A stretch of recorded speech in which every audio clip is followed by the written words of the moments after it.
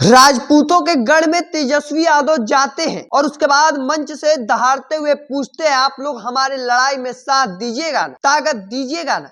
और उसके बाद वहां की जनता जो है तेजस्वी यादव को सुनने आती है, वो पूरे जोशो खरोश के साथ कहती है, हाँ मैं आपके साथ हूँ। और देखिए ये कारवां जो है वो लगातार आगे बढ़ रहा है। तेजस्वी यादव मुजफ्फरपुर से अपनी यात्रा का शुभारंभ करते हैं, उसके बाद सिवान होते हुए औरंगाबाद पहुंचते हैं। औरंगाबाद के बाद अब कल गया, जहानाबाद और उसके बाद अब पटना आ गए हैं। और ऐसे में एक और जहां जन विश्वास यात्रा तेजस्वी यादव का चल रहा है, जिसके वजह से भाजपा और जदयू वालों का दिल का धड़कन जो है वो बढ़ चुका है। वजह है कि क्षेत्र किसी का भी हो, लोकसभा का सांसद किसी का भी हो, विधायक किसी का भी हो, लेकिन गूंज जो है वो केवल तेजस्वी यादव जिंदाबाद का नारा जो है वो लग रहा है। और ऐसे में भाजपा एनडीए जो कि दिल का धड़कन बढ़ा हुआ है, और उसके बाद अब एनडीए भी अपनी तैयारी जो है वो शुरू कर दी है।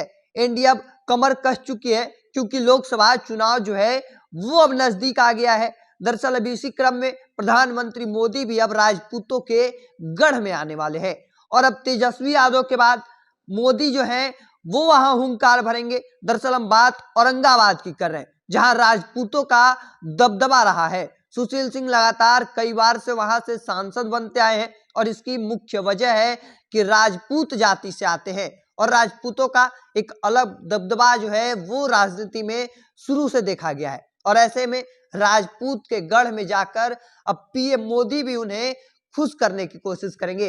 एक और जहां तेजस्वी यादव उस गढ़ में जाते हैं और वहां की जनता से ये पूछते हैं, आप हमारा साथ देने वाले हैं ना, ताकत दीजिएगा ना। और उसके बाद वहां की जनता जो है वो जोशो खरोश के साथ उनका स्वागत करती है। और यही जोशो खरोश को देखते हुए उधर भाजपा तो इधर जदयू का जो धड़कन है वो तेज हो चुका है। क्षेत्र जदयू का हो या फिर भाजपा का हो, सांसद किसी का भी हो, लेकिन नारा केवल तेजस्वी यादव का लग रहा है। और ऐसे में भाजपा भी ये सोच में पड़ गई है कि हमें किस तरह से आगे बढ़ना है, और लोकसभा चुनाव नजदीक है। और ऐसे में ये माहौल जो है वो कहीं ना कहीं भाजपा को डरा रहा है। और ऐसे में अब भाजपा की तरफ से प्रधानमंत्री मोदी औरंगाबाद आने वाले हैं। औरंगाबाद के बाद वो बेगूसराय जाएंगे, और लगातार 2 कार्यक्रम जो है वो प्रधानमंत्री मोदी का रखा गया है। देखिए मोदी आएंगे और उसके बाद कई केंद्रीय योजनाओं का शिलान्यास जो है वो किया जाएगा। इस तौर पर भी देख सकते हैं